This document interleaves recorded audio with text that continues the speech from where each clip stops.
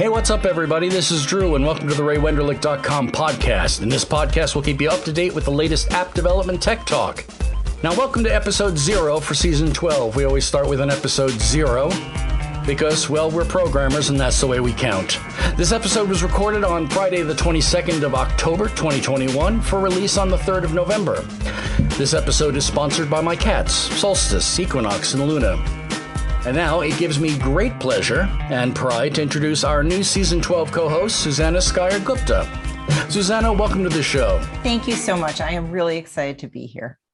And it is great to have you here. We auditioned so many people over the break, and you just stood out above everybody else. And I'm just really thrilled that we could get you and we could make it the timing, because I know that your time over this season is a little crazy. You're moving time zones, right? Yes, it seems like I'm oscillating between Chicago, U.S. Central Time, and Arizona time. Arizona doesn't play with the rest of the states. So right now we are aligned here with Pacific, but it'll change to Mountain, and it's just confusing. But and that's having worked here with RayWenderlich.com on teams that stretch from me in sort of Pacific to a gal we have in Singapore, going back between Central and Arizona is no complaints. I love talking to Sydney and India and Europe all at the same time. It's always a fun time. So let's get a chance to introduce you to the show and tell us a little bit about who you are and some of your interests. Okay, well, so I have been in and around tech for a long time, and I got my start working in tech, working for a company that made security software that integrated into Unix kernels to bring it to a US government particular level, a B1 level of security. And I was working as a technical writer. I was getting a graduate degree in journalism, and we were trusted zero amount with all technical things. So I would make edits to what are called in Unix the man pages, the manual pages. And any single thing I changed, I would have to print out and walk to a programmer's desk and say, anything like a comma, okay? Is this okay, or did I change the technical meaning? So I guess that's truly humble beginnings. And I moved on to documentation project management and developer tools project management at Tandem Computers in Silicon Valley, kind of just after the heyday, as it was starting to go down the slope and then got gobbled up by Compaq. I left the industry for a while as I was a young mom, and I kind of regret that, actually. I regret leaving the industry. I've also worked in education. I've been an in-person teacher. I have been an education advocate working at a district level, and I have some homeschooling experience. I then re-entered the industry and worked for a homeschooling curriculum company, managing I did a ton there, and I'm an equity holder there still. And so I've worked on the content side. I've done some dev. I've never actually been hired as a dev, although I've worked in dev. And so now I work sometimes for that homeschooling company, sometimes for a little company called Apparent Software that does beautiful, well-produced Mac software and some iOS stuff. And I spend a lot of time here at RayWenderlich.com. Now, at Ray Wenderlich, you're an FPE, right? Yes, I'm an FPE on the iOS articles pillar. So what that means is something that's really beautiful, I would say, as someone with a lot of experience in content development, is we have multiple editing passes here at RayWenderlich.com before anything goes out to readers. And so the final pass editor, the FPE, informs the process all the way through, and then she or he is the person who really pours over something before it goes live. And then there's a team lead who's actually double checking. So there's the author, there's a technical editor, there's an English language editor, there's a final pass editor, and we do the same on the books pillar. And I also am working there. Oh, so the tech editor doesn't have to be an English editor. Maybe I could actually do Correct. some of this work.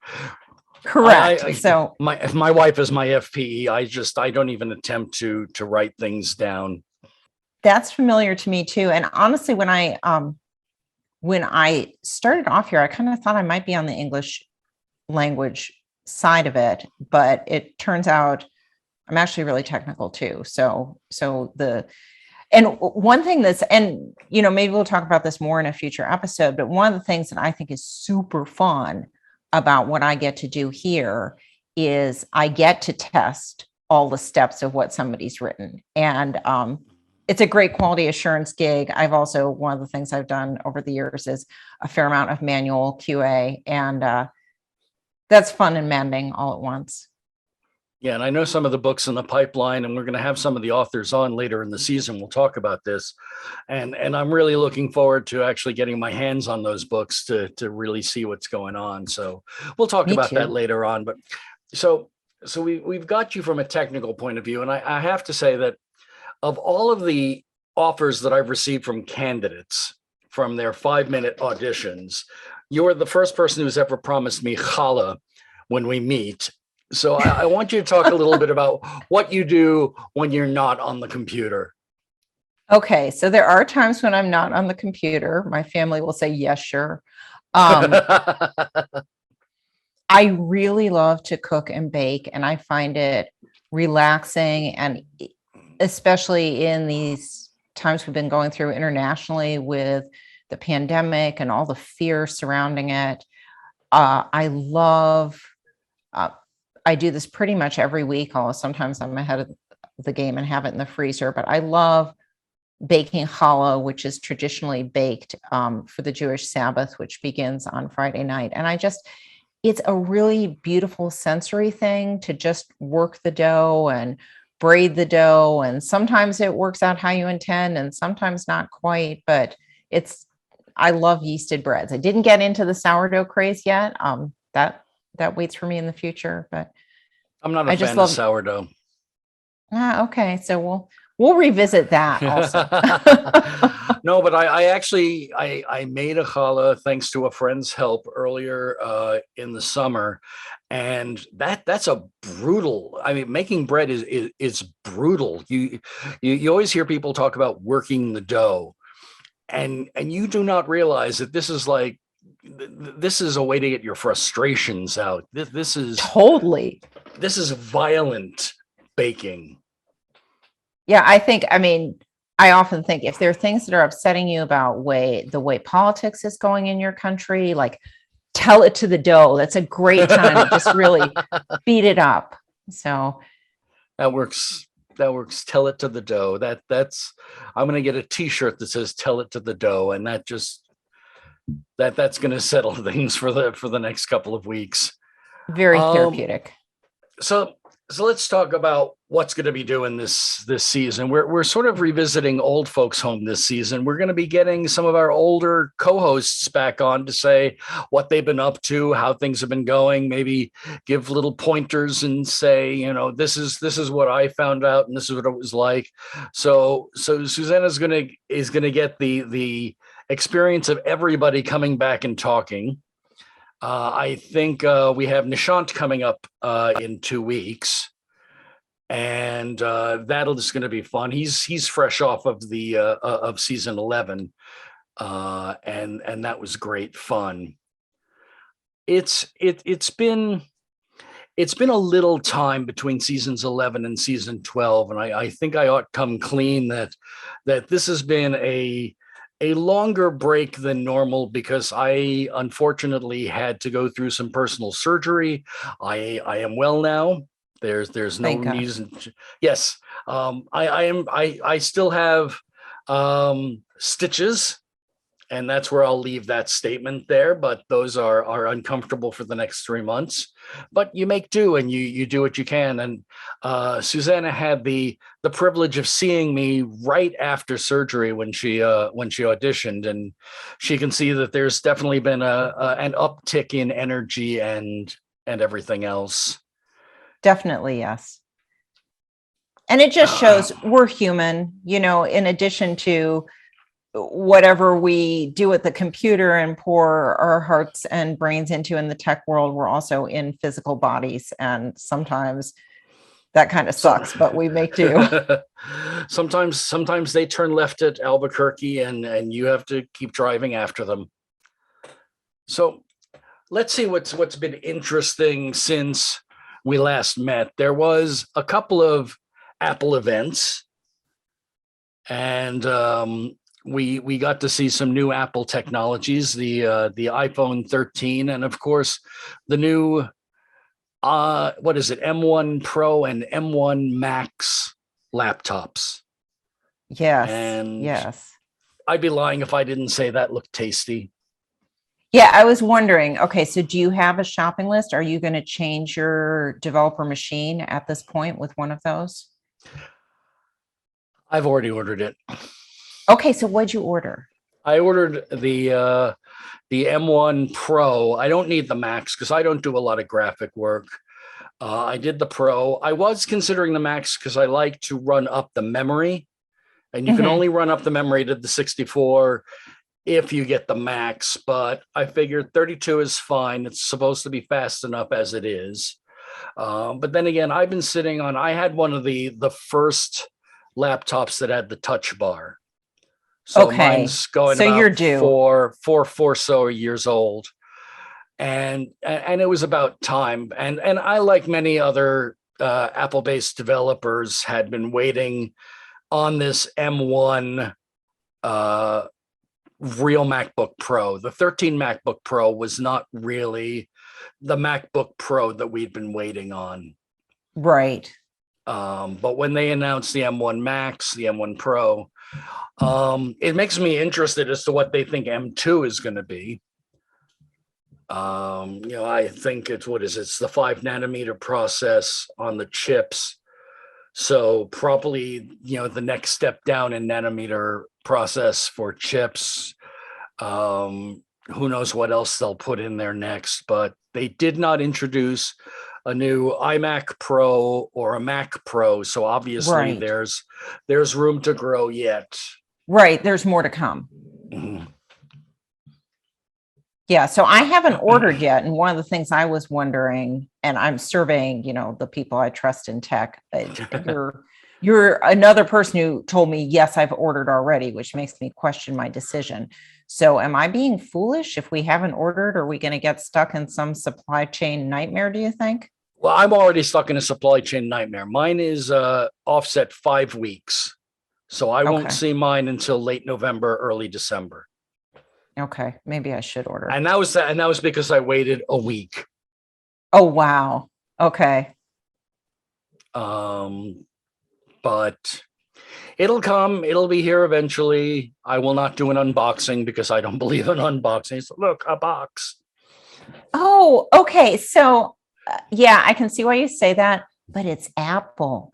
The look-a-box experience is like the definitive look-a-box experience of all products. Somebody recently tweeted, those Apple boxes, you can throw them away. What? And I know. As I found off camera and reached down, I have a box for a mini. Oh, and it's pretty. The box is pretty. The box is pretty. But we will talk about, Android this season as well. We have some wonderful Android speakers coming on as well. It's going to be an interesting wrestling match because my Android is still not as good as my Mac, not as good as my iOS. But, with everybody here, we'll do our best and give you as much information as we can. Let's see, what else do we want to discuss today? Now, do we consider it? I'm curious. So we're talking about iOS. which is both of our background. We're going to talk about Android and have really cool guests to join us as we learn new stuff about Android. Do we consider Flutter a separate thing that we talk about? I think so, because it's not We do. really it's Android or iOS. From the Ray Wenderlich point of view, we work in pillars. And we have the iOS pillar, the Android pillar. We have a Flutter pillar. I believe we have a Flutter pillar. I think we have a Flutter pillar also. And do we have Flutter? I think we do have somebody coming on from our Flutter pillar. I believe so too. I have to check the schedule because the schedule is still, it's early enough in the season that we're still scheduling people in. Yeah, I'm not sure, but that would be cool. And of course, the big, super exciting thing that's happening right now in Flutter is this Flutter Apprentice book is available through the end of the year to anybody who wants it. And Google is working, we're working with Google at Ray Wenderlich to have, like, there's a weekly book club, and the people who made Flutter show up in the book club video on YouTube and talk you through what you should have learned in the previous 2 chapters. I mean, it's just like phenomenal community support and completely free. So for people who are like, wonderful. Oh, I want a cool cross-platform thing to play with right now, this is the thing. Oh yeah, Flutter is one of those things that every season somebody comes on and talks about Flutter, and my mind goes, I want to go do Flutter, and then I have to remember that I don't have time to add in more technologies. It's hard enough that right now, this season, I have been teaching my son Python. Oh. Which is really an experience because in the process, I'm teaching me Python. Right on. Because I didn't know Python at all. And now I've learned all about colon indenting that you need to do with Python. And I'm learning all about Pygame, and I've just installed PyCharm. And it's interesting because I'm trying to wrestle the boy off of the programming environment Scratch. Okay. Scratch is the block by block programming system. And what we're trying to do is get him to get into text-based coding so that he can then make the progress to either Unity or to Android or to iOS, but so that he has that ability, because he's a phenomenally logical kid and has a great ability to think up games. So I think if I can get him working toward Unity, I think he's going to find that so much more powerful than Scratch. Oh, definitely. Okay, that's very exciting. That'll be an interesting thing to track as the season develops, and your experience teaching that and what he thinks, and, you know, when to dive into Unity. Absolutely. And we've tried diving into Unity once or twice in the past, but the problem is that I know Unity even less than I know Python. And right now, Unity is one of those things that if you don't have a mentor sitting there helping you get ramped up, because Unity changes so quickly from books to tutorials that by the time you grab a tutorial, things have changed sufficiently that you don't necessarily know your way around. And right. If I'm wrong on that, I'd love to have Unity developers contact us. And one of the things that we'd really like to do this season, now that I recall this, is that we do have our email, podcast@raywenderlich.com.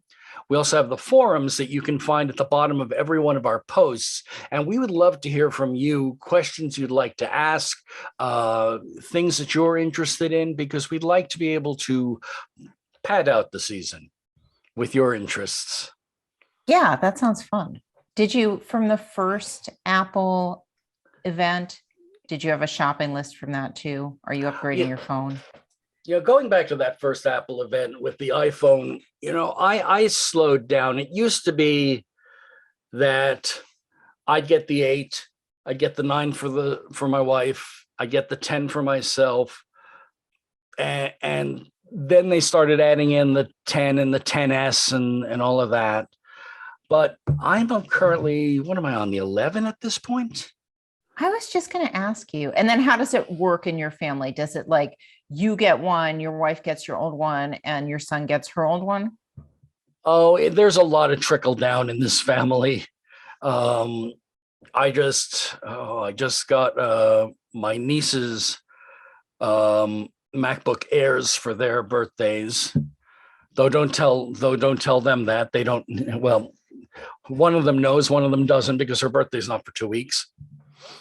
Wow, it's good being related to you. Yeah, but then again, I eat clear broth for dinner. We just need to make sure that's with and challah. With challah, yes. Interesting story there. My wife is of Scottish descent, and she cannot say challah. She can say ach and loch, but she can't say challah. Fascinating. It just, I suppose, the way the aspirate H falls. Yeah. So yeah, and I haven't upgraded my phone yet either, but I think, and I'm on the 7 Plus, and we were doing it differently. I know, isn't that weird? We're doing it differently in our family, where there was a moment where my daughter was about to travel internationally, and we decided, okay, we've got an upgrade on the plan. It should go to you so you can get better photos. So we completely inverted the hierarchy of trickle down phone, and she had the newest one, and that's like an 8 Plus. And then we all just stopped. And I think it's because these phones are really good as they are. But now I actually want one with LiDAR, because I want to be able to measure things accurately in my new home. And so I think I'm going to upgrade. Yeah, that's not the only thing that's missing from the 11 right now. Mine's the 11 Pro Max. I like a big phone. I liked having the good camera while it was the good camera. Right. The 13 camera seems tempting, I've got to say. Well, they always make the camera just a little bit better, and the video quality just a little bit better, and everything else. But I think I'm waiting for an actual design change. What do you think we'll get in terms of actual design change? Like, do you want something that folds? Do you want? I think folding is I don't know. I think folding is a little overrated. Maybe that's just the old me talking, but it's like, if I need something tablet size, I'll get a tablet. If I need something phone sized, I'll get a phone. The idea of it being more than just one face is seeming to be a little over the top. Now, admittedly, I run the gamut. I've got the iPad, I've got the iPhone, and I've got the watch. And the watch is the thing I usually keep updated to the max. Interesting. Okay, so are you ordering a new watch? No, I decided to not get the new watch this year. I decided to wait until next year to get the new watch, because I'm happy with what it does. And there was no real new features that jumped in this year's watch that really made me think that it was worth going for the new one. Interesting. Okay. Yeah, we'll talk more about watch at some point. I don't have a watch. I have sensory issues where I don't like a bunch of stuff on me, but at the same time, I love all the potential stuff the watch can do. Yeah, that's where I was. I was never a fan of wearing a watch. And I even found a band that I like, that it's just it's a simple Velcro band. Oh, okay. That works. Yeah, I mean, that's the whole trick, is getting something that works for you. I almost wish, like, I get why, as a user and as a developer, we want as much screen real estate as we can have possibly on the watch, but I have tiny little wrists, and I would love to have a smaller watch. Well, the small watch is still fairly large. Big. Yeah. So we'll see. Perhaps it'll be interesting to see what happens. Perhaps this season I'm supposed to adopt every new Apple product, as part of serving our listeners. And all of our Android listeners are like, oh, it's going to be one of those seasons. Sorry, guys. Sorry, guys. Email us. We will definitely be talking Android a lot this season. Our Meet the Host episode is usually a relatively short episode. It lets you meet the new host. Susannah's going to be a wonderful contribution this season. It lets us talk a little bit about what's coming up. We're going to have Nishant Srivastava coming up in our next episode in about 2 weeks. You can reach me, as always, on Twitter at PodcastDrew. That's DRU. Susannah, you can get at Gupta. That's SUZGUPTA. That wraps things up for this episode. We'll be back again in 2 weeks. For Susannah and myself, we send it back to the Emerald Castle.